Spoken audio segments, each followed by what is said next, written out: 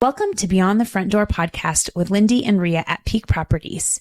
We are real estate agents in Cheyenne, Wyoming, and we bring you stories that make you laugh, cry, cringe, and inform you. Come on in. We put the real in real estate. Well, welcome everybody to Beyond the Front Door podcast with Lindy and Rhea. We are thrilled to introduce our guest today, who is Cathy Holman with Prairie Wife and Heels. Hello.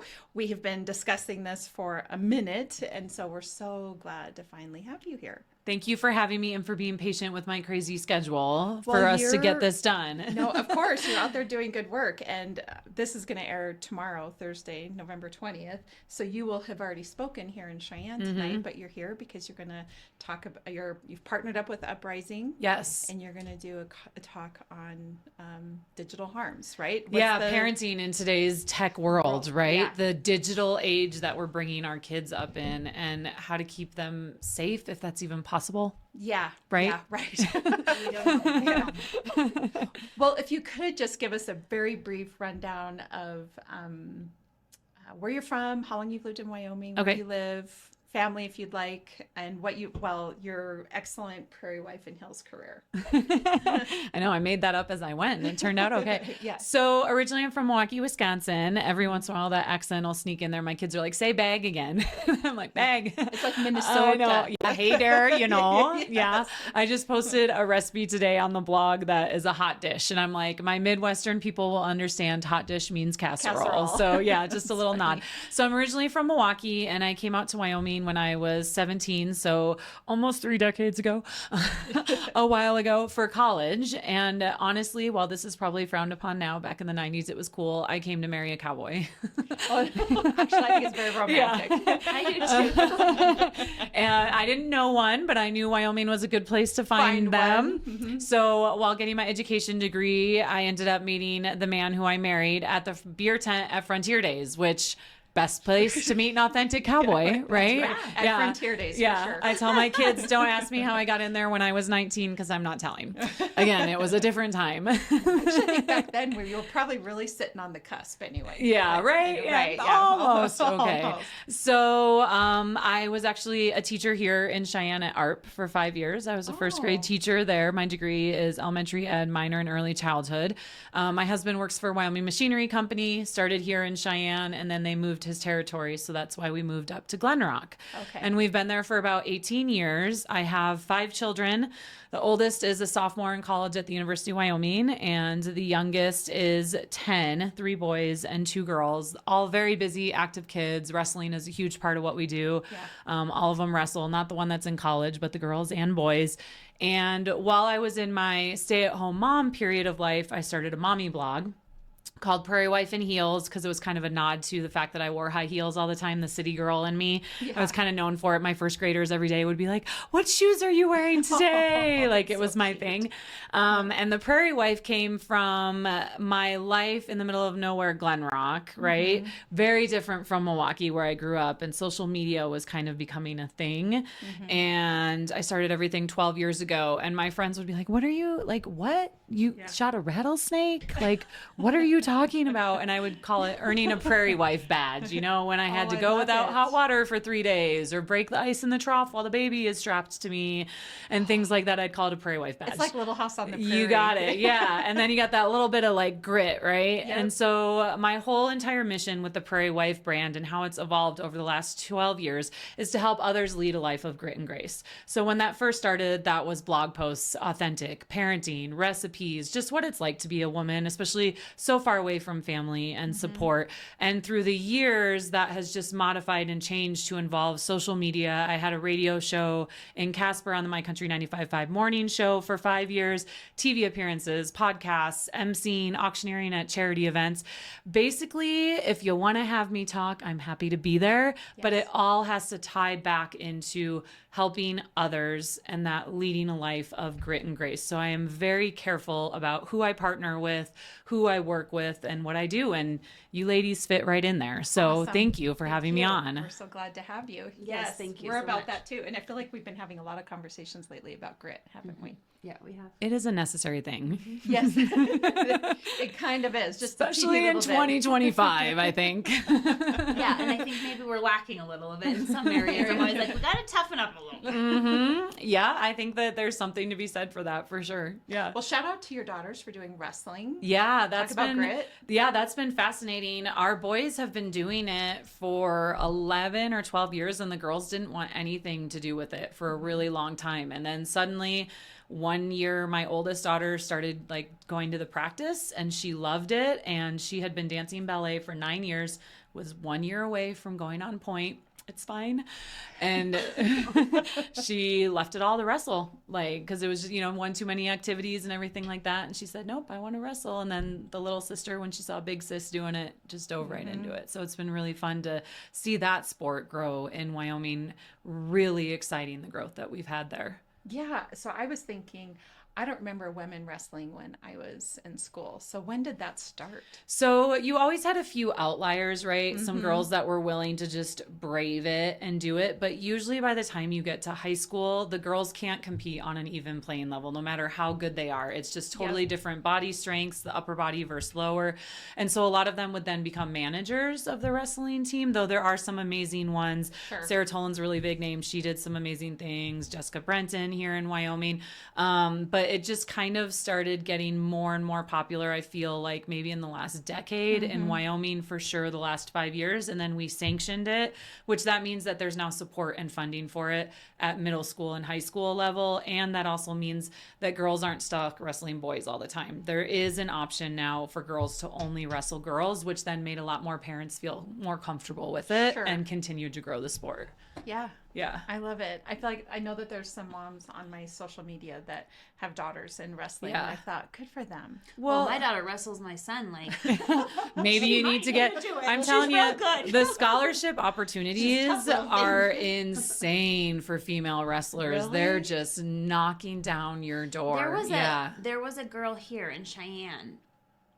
I think in like the last year. Oh, I'm was, sure. Like really good in the state, like Meadow. well known, and she went somewhere. To It was probably Meadow. Yeah. There's some amazing female wrestlers. And look, here's the deal. In the end, if a 250-pound guy decides to, abuse my daughter at the bar, is she going to be able to stop him? No, right? She's 130 pounds, but she's going to make eye contact with him. She's not going to back up when he gets in her personal space. And hopefully he'll pick someone. I mean, hopefully he doesn't pick anyone, but they'll move to an easier target, right? They're just have a different attitude and a way they carry about themselves where they're less likely, hopefully, to be a victim. So that's why I really do encourage girls to even just do it for a year or two. Yeah. Yeah. It's almost like developing RBF, but for your body. You got it. Your body language. Yeah, right? you got it. Yeah, and you're just that much less afraid of getting hurt because you've already had a girl, break your nose or do whatever else happens while you're wrestling. And it's character building. It's really hard to have literally your face rubbed into the mat and have someone on top of you and defeat you. And then 20 minutes later, you got to get up and do it again. Yeah, that is I mean, talk about grit, right? Yeah. And fortitude and strong dealing with character. Your own ego as it's attached to and that. you can't blame it on anyone else. You just weren't good enough. So what are you going to do about it? What are you going to do at practice the next week? What are you going to do at your next match? Like, you have to learn that mindset of, okay, I did my best. Now what am I going to do? Yep. And don't let failure hold you back. Yeah. Keep going. Yeah. I could talk about wrestling forever. Can you tell? Okay. Well, and just we're talking about, I think, what we grew up with, which was if you're talking about bullying or danger from other people, it's a lot more, back then it had to be physical. Yeah. Right. Right. It had to be in person, because we all did the note passing, I suppose, back then. We did, folding it up. I suppose there could have been, all the different ways we folded. Yeah. That of course there was bullying through that avenue as well, for sure, but still physical. You still had to physically hand a letter. You had to look them in the face when you told them how much you hated them instead of being able to hide behind your screen. Yes. So, which brings us, I guess, to this discussion of protecting our kids in a digital world. Your family was personally impacted by digital bullying, for lack of a better term. You probably have a better term. Yeah. But anyway, Stalking, harassment, terrorizing. Not to put it lightly. We can get the thesaurus out. Yeah. So I guess I'm wondering if you'd be willing to share with us sort of a summary of what happened with your family. Absolutely. So it took us a while to connect the dots. So you have the luxury of kind of hearing the full story, but it actually took us a year before we figured out who was doing it. But what happened is my husband and I, my daughter, and multiple people in town, I think overall when we counted, there were 20 different people, would receive random texts or emails from fake accounts.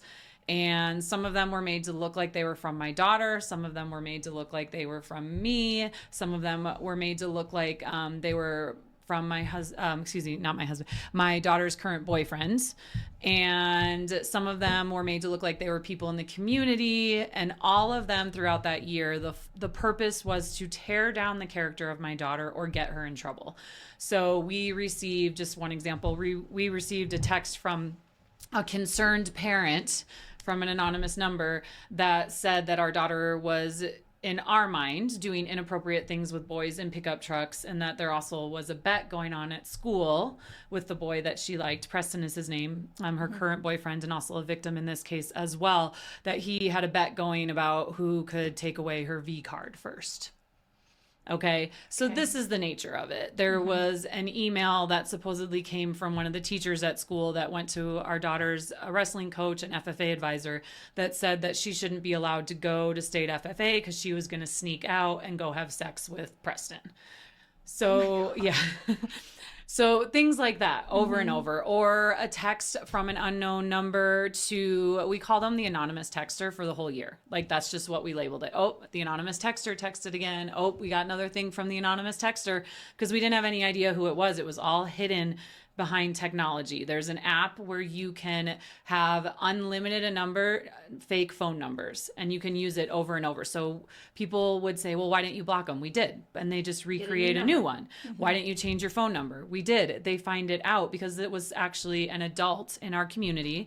The mother of one of these kids' peers, actually Preston's ex-girlfriend, who was the one that was doing all the texting. So this mom was an FFA advisor. She was the chaperone at prom and at homecoming. She was the person in town that everyone knew and loved. Her dad's fire chief. Her sister is the head secretary at the school still. Her brother-in-law is a police officer in Casper. Multi-generation ranch family in our town. So who would think? Why?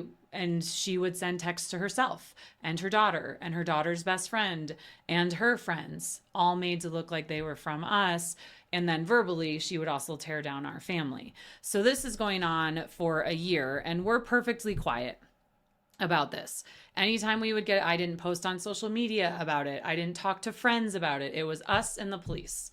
That's who knew about it. Eventually, when we realized Preston was a victim too, we didn't even know he was getting texts and things like that at first either. And then the kids finally talked about it together. And then Jillian said, and so then I talked to his mom, because his mom and I weren't that good of friends. Like, our kids kind of liked each other, but they weren't even dating when all this started, right? They started dating in the middle of it.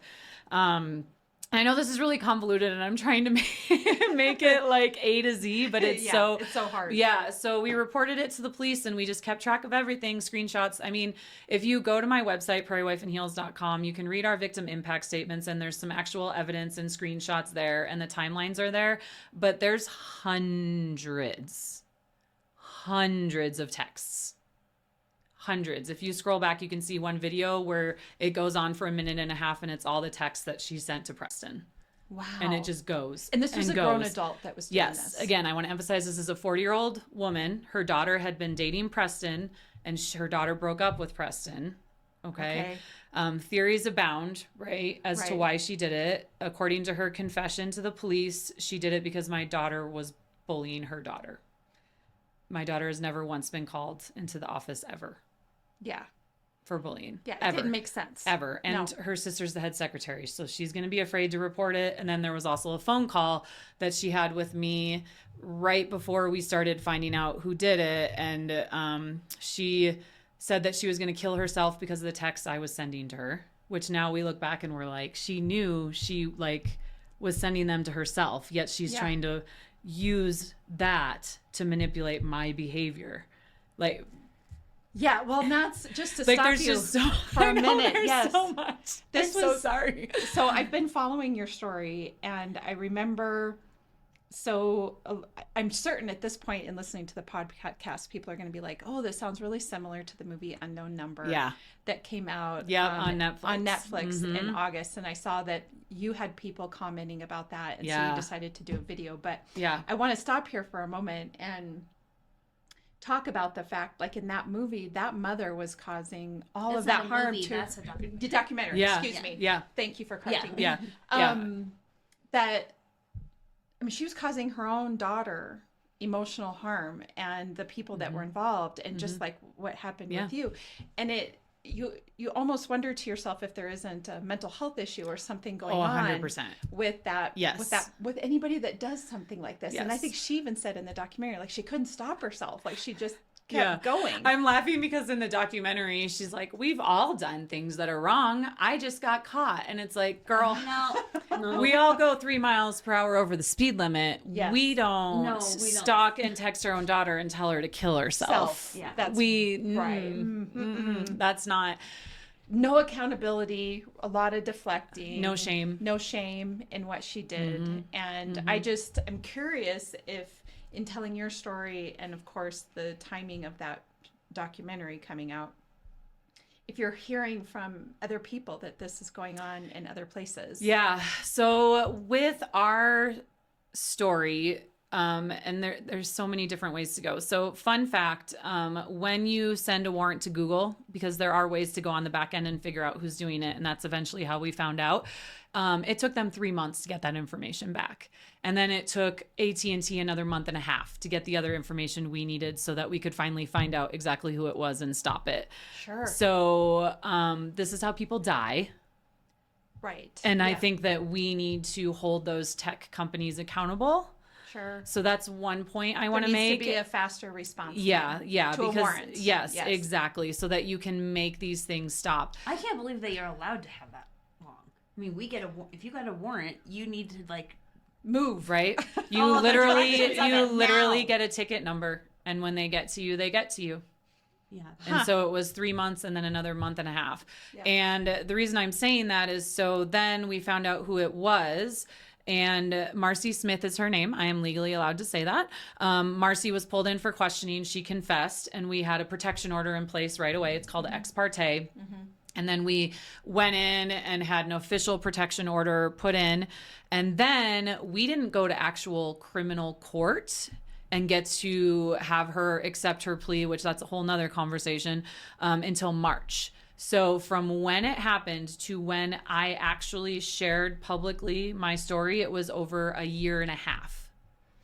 And the toll in the meantime. So when I did share it, first of all, there's people like my closest friends had no idea because I could not trust anyone. The person knew where we were going, what we were doing, what was happening. They targeted these kids on specific big dates. I didn't trust anyone. So that's another psychological thing that I still struggle with, right? Yeah. And my daughter still struggles with. But when I went public, I have since been inundated with comments and emails and private messages. Me too. This happened with a coach. This happened with a teacher. I was emceeing a charity event, and a woman came up to me and she started crying, and she's like, I just have to tell you, I was stalked by my ex-husband for 9 years, and I had never told anyone, and I had never talked about it until I saw your video. Aww. And now I've started sharing and talking about it. But there's such a stigma of shame and then fear, because if you think that family and the supporters of Marcy Smith have stopped harassing and targeting me and my family, you're wrong. It has continued. It has continued to the point where we had to get a new protection order in July because she wouldn't leave the kids alone. Oh my gosh. And there are still things that are happening and going on. Involved and the court system is involved. Well, talk about that. What's the law in Wyoming for stalking? Yeah, so if you stalk someone? First of all, there is no differentiation in Wyoming and in many other states as well between an adult stalking an adult and an adult stalking a minor.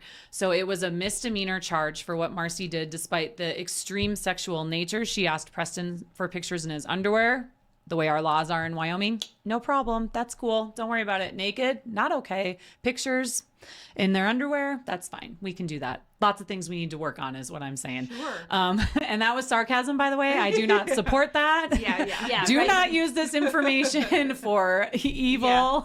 Yeah. Okay.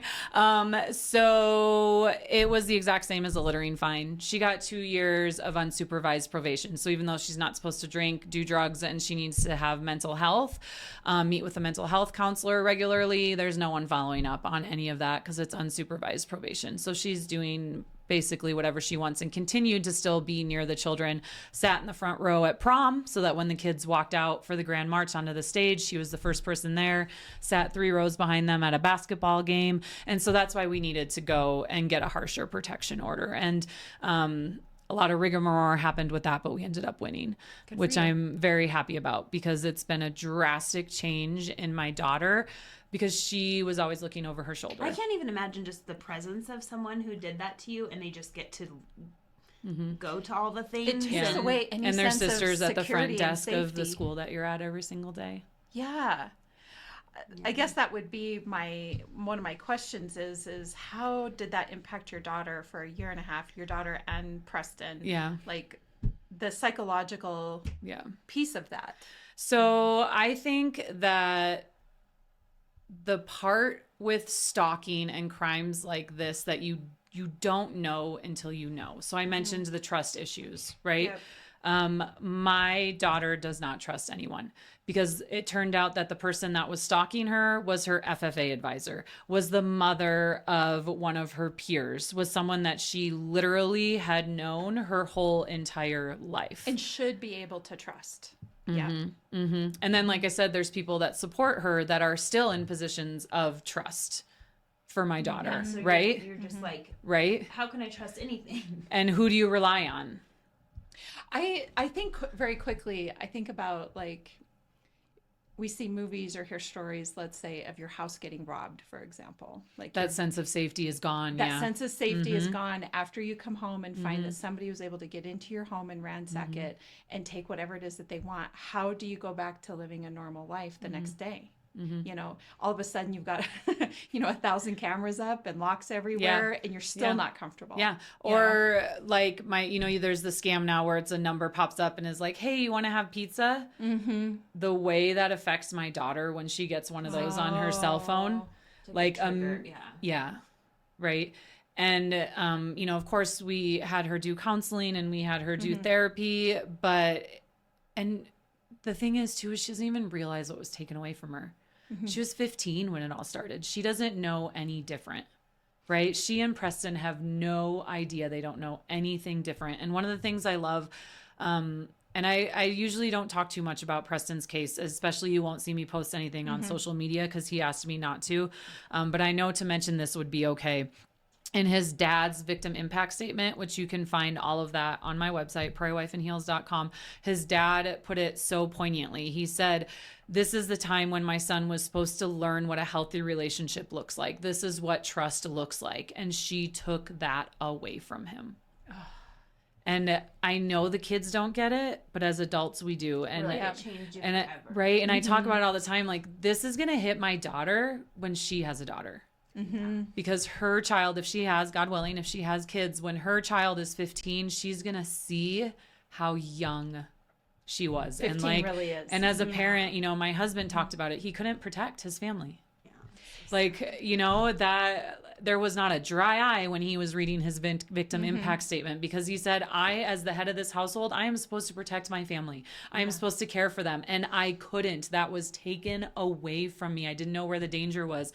We had to, quote unquote, punish Jillian. We couldn't let her go do normal teenage things because it wasn't safe. At first, were you like, oh, did this you is do stupid. this? Or Like, did you yeah. go, Oh, yeah. No, we are I not. don't know what I would do as a parent, because you can't like just always think your kid didn't do it. So like, this is you're this like, leads, okay, so we need to talk. Like, yeah. No, so this leads back Is to this- like any the of this overall true? umbrella, right? Like, what can so you then learn now from my you've case? You've had to accuse her of that. Yep. And you didn't know. I don't know. So like, have heart. If there's one thing you take away from this, because I know this is probably going to be the most spastic like boom, bouncing everywhere. If there's one thing, have the hard conversations with your children early and have them often. So we had already talked to our daughter from middle school on. You got to start at 5th grade. I'm sorry if you think that's too young, but it's not. You need to start at 5th grade talking about appropriate touches, how to say no, what your family's beliefs are on pornography, what your family beliefs are on dating. How do you get out of a situation where you're uncomfortable? If you're on the bus ride and your buddy is showing you something on his phone and you know it goes against our family beliefs, what do you do?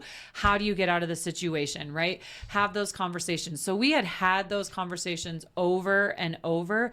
So when I got that text from the parent that's like, your daughter's doing this, I had to ask. You had to ask. As a good parent, you cannot assume anything. Well, we were all kids. So. Yeah. And also, my daughter, she could be a bully.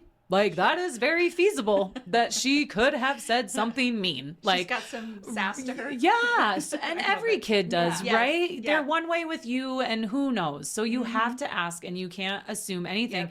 So the way I approached that conversation is I said, okay, I'm going to ask you something.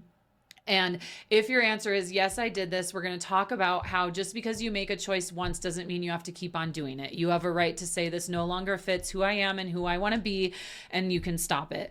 And if your answer is no, you didn't do it, I'm going to believe you. And we're going to have a different conversation because there's something happening here.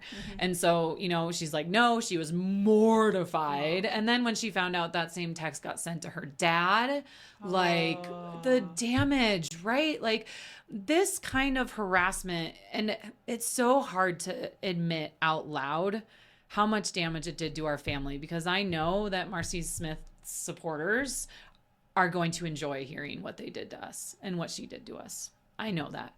And there are a lot more things I should probably post and say about the mental harm that has been done to our family and the lasting effects, but it's real hard for me because I know they're watching still and they're going to enjoy knowing what they did and how they continue to hurt us. But I can't help other people if I don't share that information. So having the hard conversations, we got to the point where we pulled up her bank account to make sure she hadn't pulled out a large amount of cash or spent a large amount of money at Walmart and bought a burner phone and it wasn't really her doing it.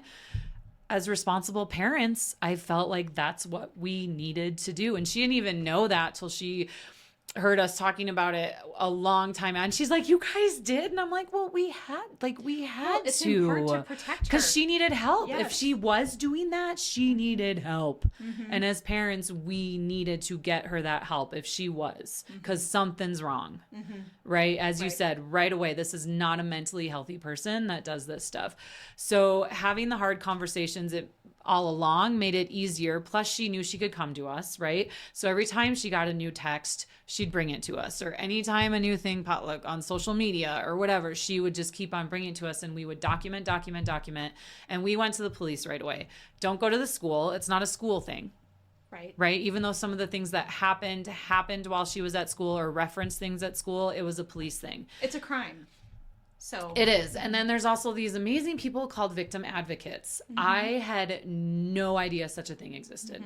No idea. I have never even gotten a speeding ticket in my life. I have had nothing ever happen to me. So we finally find out that Marcy Smith is the one that bought the phone. There's video evidence of her buying it. That's on her credit card, everything. It's her. She confessed. They're like, okay, you need to fill out a protection order. I'm like, all right. A restraining order? No, we call them protection orders now. Okay, I don't know how to do that. Oh, we'll go to the victim advocate office. What's that? Where's that? Oh, you mean I've driven past it every day of my life 20 times a day and had no idea that's what it was? So your local victim advocate, if you're not sure if you should go to the police, if you're not sure what the next step is, whether it's an abusive relationship, whether it's a text to your child, whether it's, I don't even know what, anything, go to your victim advocate and they will point you in the right direction, whether that's paperwork, whether they tell you to report it, whether it's a resource that they have to help you if you need food or things like that. Like your victim advocate, go there. Go there. Life-saving. And she was watching that video series I did comparing our case to the documentary.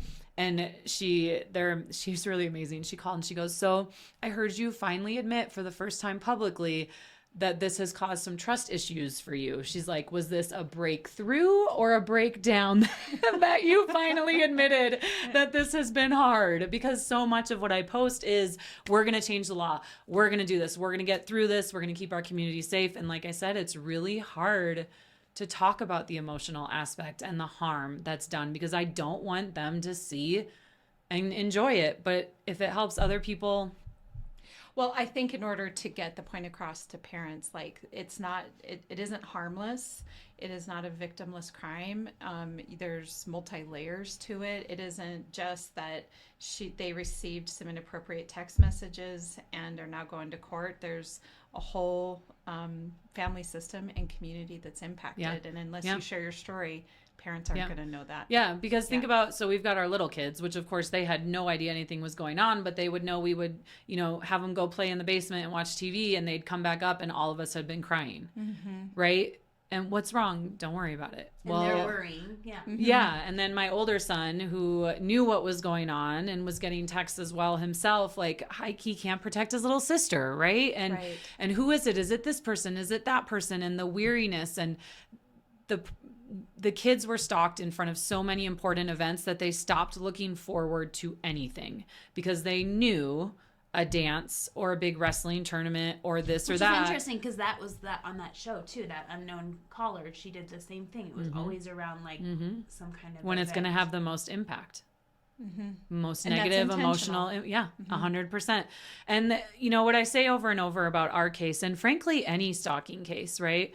So hundreds of times, Marcy Smith chose to hit send instead of delete. Hundreds of times, she plugged in that burner phone to charge it up to terrorize two children and their families.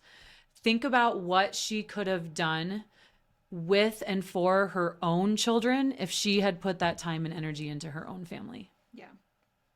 Different, better energy. But yes. Yeah. Yeah. Yeah. It can't be minimized. Yeah. And then to find out that she is just going to do whatever she wants to do and walk around town and tell her side of the story continuously over and over, despite the facts, despite everything that's out there, and have no repercussions. It was heartbreaking for us. And so that's why we're working in Wyoming to change it so an adult stalking a minor is a felony. Because if she had been put in jail after she did that to those kids could have stopped looking over their shoulder right away. If she was a felon, she cannot have a firearm. Right. She can have a firearm now. Still. Yeah. And you can say I'm exaggerating. You can say that I'm blowing things out of proportion. But until you've had someone come after your family in that way, you don't know what fear is. I mean, we have a safety plan that's in place for all sorts of things, and you just try not to think about it. But that goes back to that emotional harm. Oh, and I know there's people that are going to watch. Oh, she would never. Well, you would think she would never. Oh, but she would never. All the other things too. Yeah. Like, I don't know that. I don't have trust in that anymore. You're like in a small community too. So to pull it off, like, to me, it seems very hard to pull off and like keep a secret on her part, like real crazy. Like, that takes a lot. I don't know. And to still have people that believe her. And then, so you live in a small town. So then you're like, what level does it? If it happens somewhere bigger, it's probably even harder to find who's. And that's it, right? So that app, they couldn't trace it. She had to make a mistake. And I always hate saying this too, because I'm like, what if the wrong people use this? Right. But people are already using it. Yeah. I mean, I have so many people that message me. They're like, I've been stalked. Like I said, when I went public, so many people here in Wyoming, I'm not just talking worldwide. Yes, I've had people reach out, but I'm talking in Wyoming. This is a problem. You cannot pretend this is an isolated incident here or in that town in Michigan. This is everywhere. And I've had hundreds of emails and messages from people saying that. Like, the second I can't ignore it. I watched it and I was like, this happened already in Wyoming, you guys, when everyone was like, oh my God, did you watch that? You guys, that happened here. Yeah. That already, like, you must have missed it. Which how? I thought it was everywhere. But it just, like, I lost my train of thought there where I was going with that. Oh, like with the stalking, like, We found out because she made a fake Gmail account. So it was through the Gmail account that they were able to track who created that, what phone it came from, what brand, and then catch her. Wow. Through that app, it's untraceable. Hundreds of people have met for years. They're like, for years, my ex has been using this and I can't get it. And the FBI, they say they can't do anything, and they say they can't. Why does that app exist even? Yeah, really, what's its intent? Yeah. But the app, you can't sue them at all. It's in the contract or whatever. When you're like, I agree to this, they're not liable at all for any harm that's done. Wow. And I believe it doesn't need to exist. There is no reason. I can't think of it. Someone was saying, it's so you can text someone you just met on a date and they won't have your real number. No. Do a burner account on Instagram then. Mm-hmm. Yeah. Like. Mm-hmm. Yeah. That makes or you block that person if it turns out to be a bad date. So I'm assuming that your life kind of is before this happened and after this happened. For sure. Right? Yeah. So what changed for you? I heard you say safety plan. What changed for you after this happened in terms of protecting your family? What's the pre and what's the post? Like what do you do differently now that you weren't necessarily doing before? One of the things that was so hard is we did everything right. So all the things that we tell parents to do, and I still recommend parents to do, we have a family plan on our phone where the kids can't be on their phones past 10. They have to plug their phones in on the counter so they can't have access to them. We have all the age limits on YouTube and everything like that, and time limits, and they can't purchase. If there is one thing that you need to do as a parent, it is go in there and make it so your kids cannot purchase any app without your approval. Because that's how I also knew Jillian didn't have the burner app, is because they have to get my approval. And that's how you'll know they're not downloading Snapchat without your permission. Sure. Now, can they still go spend their own cash at Walmart and buy a burner phone and do that? And do kids do that? They sure do. Yeah. But that's where it falls into having the conversations and having them understand why you don't have Snapchat. Mm-hmm. And what can you have and how can we monitor this? So we did everything right as far as that goes. And, there's some people, well, you should have just taken her phone away from her. Okay, but how would that have stopped her from texting everyone else pretending it was Jillian, or the email that she sent to the teacher? And also, so we want to cut off the kid that's already been isolated. She gets punished. There's a level of victim shaming that I think people have to be careful of. Yeah. Because don't you know I need to be quiet so the town can heal? Yeah, I've heard that. Yeah. I might still be in the bitter stage of healing. That is perfectly fine. Yeah. Speaking of before and after, so we have the same rules with phones that we did before. Mm-hmm. Our kids don't get phones until they're in high school. No social media until they're sophomores. I mean, all of that, and they know we're going to check their phones randomly and peruse through their texts, and we have conversations about you only take a picture if that person gives you permission, and if they ask you to delete it, you delete it. So all those things were already in place, but we do have a safety plan for our whole entire family. It's just where we're at. There's things that our daughter just needs to be aware of, fair or not. Her behavior is held to a higher standard so that she doesn't get targeted. Right. So she has to be careful about how she treats others, because there's people that are just looking for an excuse. Yeah, for sure. That is all really good advice for anybody that's listening to be doing with your kids as it relates to cell phones and social media and technology in general, their computers or their laptops or their iPads. Yeah, because they can also do what they do now in the schools where phones are taken away, which in Glen Rock, they're not allowed to have phones in school, which I personally fully support, is they just have a Google Doc. And they go back and forth on the Google Docs. Oh, yeah. Because they're going to find a way. And so that goes back to that basic conversation of, here's our rules and expectations for our family. Here's our morals and values. Here's what we expect you to do. Here's what we expect you to say. And just over and over and over again. We've had some conversations lately, and we actually just had an author on last week who just wrote a book about parenting and really kind of hit on some of the same things that you're talking about, that paying really close attention to the things that your kids are doing, having a close relationship with your kids, being a safe space for your kids to come talk to, and then providing them the opportunities really to discover who they are as a person, develop those morals and values so that you are strong together as a family. And I feel like this is a conversation that keeps coming up no matter what we're doing, and it's just because of the time modeling, that we're living in. Right? Modeling as a parent. Yes, I don't exactly think you can get upset with your children for drinking in excess when you're continuously doing that yourself as the parent. Right. Yeah. Role modeling is really the best way You to can't, do this. it's not fair. They're going to see that hypocrisy and they're going to call you on it. That was one thing you said too. Yeah. So kind of in your message about moving forward, what's been some of the things, what have you guys done, or what has helped your family move forward, your daughter move forward, and Preston? Like, what are some things that have empowered them to join you in this pursuit, this crusade? Maybe is a better word. That's a good one. And heal from this as best as you can. So as hard as it is to talk about it, it's also empowering because each time we share our story, we're taking the shame away from it. The only person that should feel shame is Marcy Smith.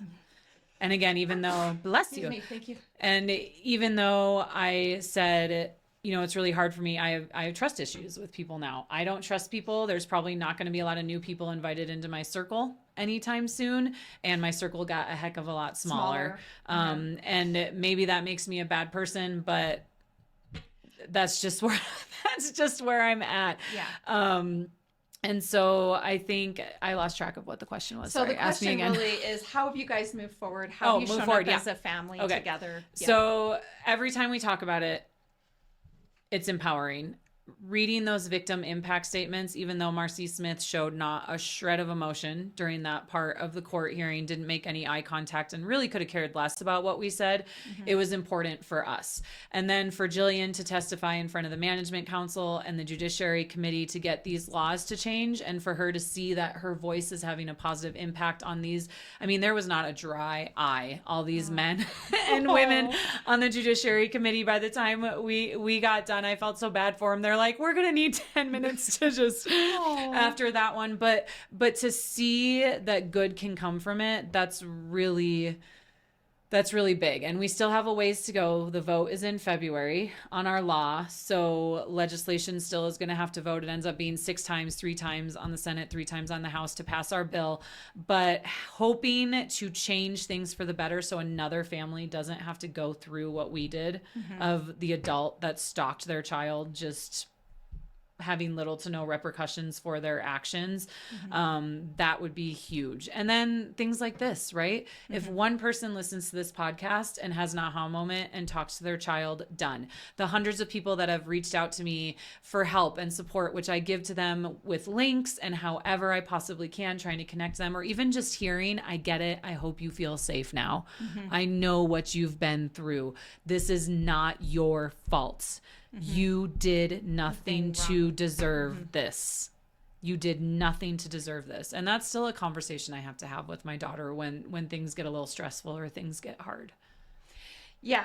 And I'm not trying to, I guess, make a distinction between men and women, but women do tend to internalize, right? Yeah, it's been totally different for how my husband has dealt with this than how Jillian and I have dealt with this, how Preston's dealt with it versus mom. Like his mom and I are like, thank God we have each other to talk to. Because our husbands, they want to just be done, right? They're like, we're done, it's over. Of course, my husband is supportive of the law change and he's helped with that, but he doesn't want to keep on talking about it. But sometimes we need to as women, right? Yes. Especially as new things keep popping up. So I think having someone to talk to is incredibly important, and I appreciate the support we've had. There's been a couple naysayers, but overall and overwhelmingly, people are really having their eyes opened and taking positive away from this. I've had so many people say, I had a conversation with my kid because of you guys.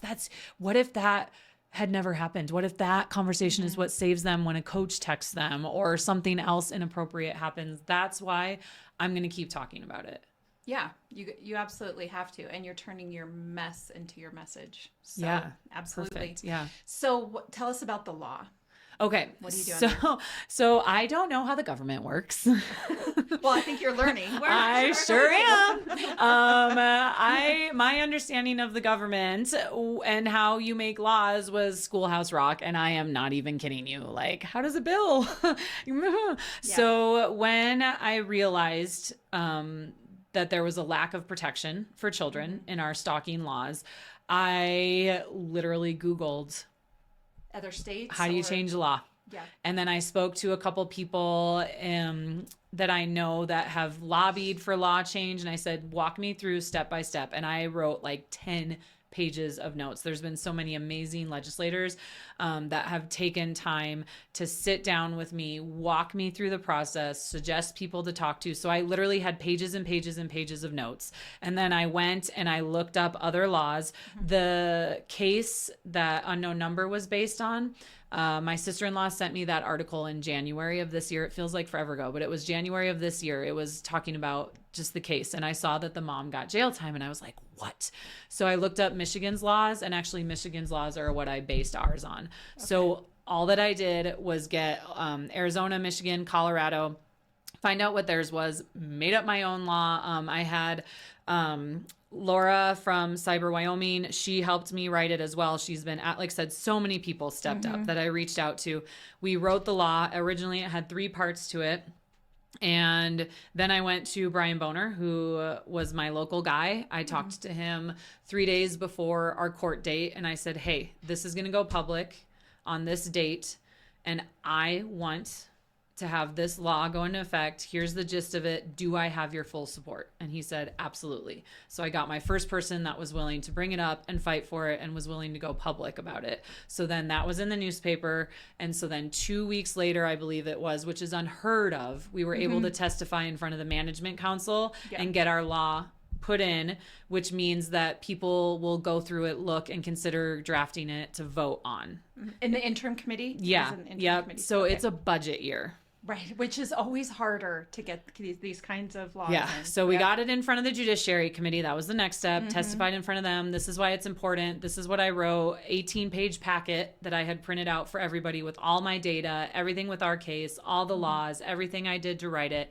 Turned it into them, unanimously passed. They did some tweaks to it at the next meeting. So as it stands right now, okay, the law is an adult stalking a minor will be a felony. That should have already been that way. Is one sentence. Yes. A felony in Wyoming is automatically up to 10 years and $10,000. So we took that out of it. And it originally stated with 3 years or more of an age difference. The one in Michigan was 5 years or more, and I didn't like that. So I did 3. They felt they didn't want any of that. So if an 18-year-old stalks a 17-year-old, it's a felony. I think maybe doesn't matter either. I loved that. I did not think I could get that. So that's why I originally had the 3 years. Yeah, because it's this balance of what's going to be too far, what's So now where it's at is they will vote on it in February. It has to go back and forth altogether 6 times and get approved. It's out of my hands now. It's out of our hands now. I just have to count on all the legislators that said that they would push it through, that said that they would vote yes, because it has to be a 2/3 majority because it's a budget year. But this is where the people of Wyoming can be reaching out to their legislators. Call them, say, hey, when the stalking law, vote yes. And my big fear, again, as I'm learning about the government, I'm like, what do you mean they can? So anyone that wants to can say, I love that law as it's written, but I also think it should be people with purple hair get an extra 2 years. They can add things and then it slows it down. Or doesn't get it passed at all. Right. Because you have to start over. Or because no one can compromise. Right. And I am terrified. Yeah. Terrified that someone's going to add something that makes it so everyone's like, nope. Well, this is the thing that I've learned about passing Tell laws. me it's going to be okay, ladies. I want to say it's going to be okay, but I'm with you. I don't have any trust in anything either because there's just people out there who are going to pick They'll use it for their own agenda, too. And they'll just make things more difficult and they have to be what if this, and then that does happen, but the only thing I can say, and I have helped pass laws on a local level as well as on a state level, and the thing that I've learned is that If it doesn't pass the first time, you just keep trying. You go again next year. Next year may be better luck because it's not a budget year. The only thing is there'll be 700 or 800 bills in the hopper. That will be the only downside to that. And we've got our press and our buildup now. Like I'm not. You want There's it a this reason year. I did what I did. Yes. Yeah, Because people are paying attention right now. And people need to be texting, calling, Yes, emailing their please. legislators Yes, and please. just saying, is there, well, there's not a bill number assigned to it. Is there a name of the bill? No. So what's going to be happening if people follow me on social media, I'm giving it a break as far as in the nicest way possible, harassing our legislators until after Christmas. But in January, I'll have form emails up where people can pick their favorite and just tweak it and make it personal. I'll have easy links so you can find out who your local legislator is. So for me, that big push is going to be January and February, because hopefully it'll keep it on the front of their mind. And I'm just winging it. I don't know. Well, but you've I been pretty feel effective. like that will work. And Yeah. I am so thankful for the local press. I mean, Cowboy State Daily have been just pure champions in helping us get this out. And, the Glen Rock newspaper, the morning of the court date, they had an amazing article about it that just put everything public, everything out there that happened to us and that we were trying to do with legislation. I am so, so grateful for that. And that it went worldwide. It was in the Daily Mail. Yeah. I mean, Yes. that's worldwide, 9 Yes. million. People. So people are watching Wyoming, and what are we going to show them? And it's time that we can act fast when we want to. Yeah. And so And I hope this is one of those times. Times. But like I mentioned earlier, this is just the tip of the iceberg with what we need to do. Where it is okay for an adult to ask a minor for pictures in their underwear in the state of Wyoming right now, we have to work on that. yes, There it's is just the no first step. logical reason that an adult should be able to get away with texting a 15-year-old child and asking for pictures in their underwear. And if we're just going to be honest too, there's a lot of gender bias that has happened with our case. There's a lot of people that don't see her as a threat because she's a woman. Right. Like her lawyer, literally, Preston is 6'5" and a state wrestler, like he's placed at state multiple times. And her lawyer, well, why are you scared of her? It's not like she can hurt you physically. Why don't you want her near you? She can't hurt you. It's such a victim shaming argument. All of it, like we as a society tend to spend so much time on what the victim could do differently. Why instead of isn't what he the excited that perpetrator- this adult was interested in him? He should be flattered. Oh my God. Why is Jillian scared of her? Jillian's a wrestler. First of all, this woman outweighs her by about 100 pounds. So I don't care how strong you are. There's not Yeah. much Jillian can do to protect herself. And also, I don't want to be anywhere near her. Yeah. The psychological impact it has on me to see her or any of her family, again, like they're going to be laughing and enjoying the fact that I just admitted this out loud, but it makes me so physically sick. I was kind of wondering how you are managing what I'm assuming to be this inner war of rage and heartbreak for your daughter. Pretty sure Like- people are watching it play out right now. I think you guys have seen about I think nine- you're brave. I would Yeah, have you are ran very away by brave. now. It's an ongoing would've. process. We have good days and bad days. And my sense of humor helps me through it. Yes, a little sarcasm. Yeah, doesn't hurt anything. first of all, I'm so grateful for Preston's family. These kids have had each other. When they couldn't talk to anyone else about it, they had each other. They're still dating, very healthy relationship. Preston's mom and I are good friends, and she gets it. I get it. We have each other to rely on. I have an amazing core group of friends that I can talk to and be like, I need to just hysterically cry for a minute, or I'm frustrated and I want to give up. My husband especially has been amazing too, because this legislation, this is like, if I was paid for how many hours I put into this, we're talking thousands and thousands and thousands and thousands and thousands. Like I spent almost an hour last night emailing a bunch of legislators and inviting them to our education series, right? So it was on their radar, and they would see that worth it to make Wyoming a better place. But I'm not making money off of this. There's some of the naysayers that are saying, oh, she's just talking about it to do attention and make money on her blog. I'm not making money off of this. And also, even if I was, who cares? Right. There's lots of people that write about their husbands who are snipers and killed themselves by suicide and travel around and talk about that and write books about that and do movies and documentaries about that. I think every single movie most of us love is written off of someone's tragedy. True story. Right? Yes. Yeah. So, like, tell me again to be quiet, and I'm doing it for the wrong reasons. Until you're in this position, you don't know how you're going to deal with it. Same with the people that are like, well, why didn't you do this and why didn't you do that? I hope you never have to make the decisions we've had to make. I was just trying to keep my daughter alive. Yes. Because Marcy stopped because she got caught. Yeah. What was her end game? Yeah. And really, as I've mentioned, have we stopped? Right. I will say that one thing that has probably come out of this, and you correct me if I'm wrong, but just knowing who you are as a person, that there is a message of leadership and resilience that's kind of coming to the surface with all of this, because you aren't backing down.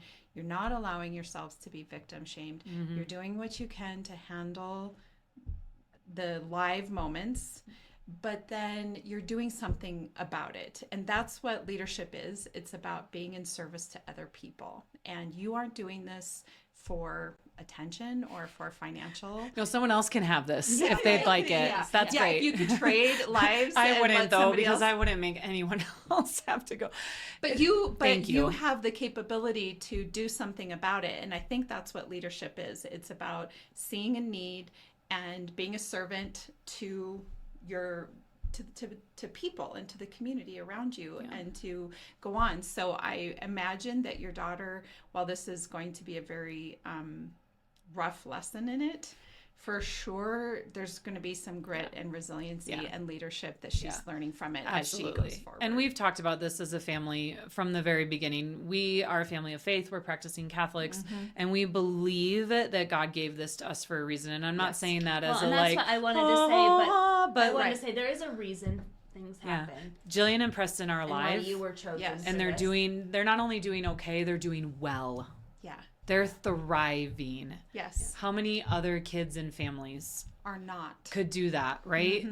In this kind of situation. And so I just have to hold fast to the fact that it was given to us for a reason. How many people have the platform I had Right. to do this, or the connections with the media from my time on the radio to do this, right? I just have to hold strongly. You said, like, how are you? Because at the end of the day, while It's that or not get off the floor. You want to be able to make a difference in the people around you, but boy, you sure hate it. You hate doing it at your daughter's expense. Yeah. And I think that's the And I want to emphasize too, there's not a single move that we've made without the kids' permission. Good. That they have full control and power. Just like Preston said, hey, I just want you to stop posting on social media about my part of the case. Done. Done. Done. Yeah. Well, it's the respecting of boundaries and of personal space, which is... and the different ways they heal and need to heal. And it's just making it up. I'm doing my best. We're doing our best with it. And this is just a chapter. Yep. This is just a chapter. But I'm going to make it an impactful one. Yeah. And I'm not going to be quiet about it. Good for you. I absolutely think that's the way that you... If you're uncomfortable, that's a you thing. And maybe you need to think about why. Yep. I think that's a perfect way to end it. It is a perfect way to end it. Yeah, So this is going to air tomorrow, Thursday, November 20th. So the Cheyenne speaking event will have already happened. But what's happening next after that? So Casper, I think it's December 9th. We'll be doing the same thing. It's parenting in the digital age. I can't remember the exact title. You can go to prairiewifeandheels.com and find all of it. Follow me on social media. And then we have another class in Sheridan. I think that's on the 16th of December. And if these go well, if we have a lot of people show up and there's interest and most importantly, people have positive takeaways from it. So please, if you do attend any of these classes, let us know what you think, what we need to add to it, what we need to take away from it. We'll go throughout the whole entire state. Yeah. More than happy to hit all the corners, all the cities, whatever we need to do to help parents out. So one final question I have to wrap up with you is, what do you think is the number one thing that people underestimate about digital harm? Just that it is actually harmful. Oh, shrug it off. It's not that big of a deal. Just turn your phone off.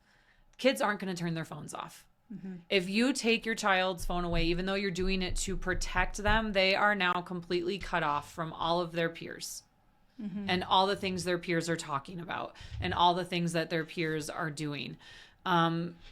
The number one thing, I know we've said it probably 10 times, have the hard conversations early and often, over and over and over and over again. And they act like they're not listening, but they are. And when something like this comes up, why not have them listen to this podcast? Put it on in the car when you're picking them up. Hey, phone's down for now. I want you guys to listen to this. Did you hear about this case? What do you think about that? What would you do if someone did that to you? You know you can come to me, right? Like, even if you've done something wrong. Like, such a sad story, that boy who was being blackmailed and he committed suicide. I believe it was out of Saratoga, because they said they had pictures of him and they were going to use them against him because he was catfished. This is happening.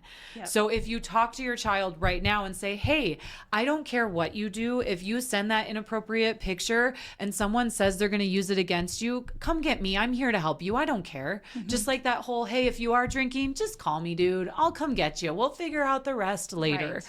And then follow it up by doing that. Yeah. And keeping your cool. Adult, child, adult, child. Yep. That was my nonstop mantra going through all of this. Adult, child, adult, like through parenting teenagers. That's my nonstop mantra. Have the hard conversations. Because these things are happening. And like you and I can't ignore them. No. And like you and I were talking about before, I think we all kind of became educated on the fact once the internet and social media hit that some 60-year-old man in Arkansas or something is messaging a 15-year-old girl here in Wyoming, and she leaves and meets him and ends up with, dead or whatever the case is. So we know those things are happening, but the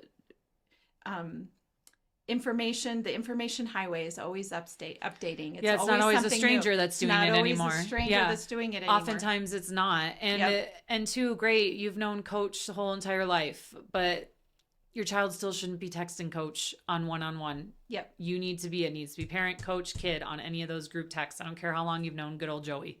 And really, at the end of the day, I think all of us know that you're more likely to be injured by somebody you know than by a stranger. And all technology does is give a quicker, oftentimes more secretive way to make those things happen. That right there. And so I guess our call to all parents is to listen to this podcast and attend the what's the name of the seminar again? I keep getting it wrong. I know, digital parenting in a digital age. I don't even know what it is.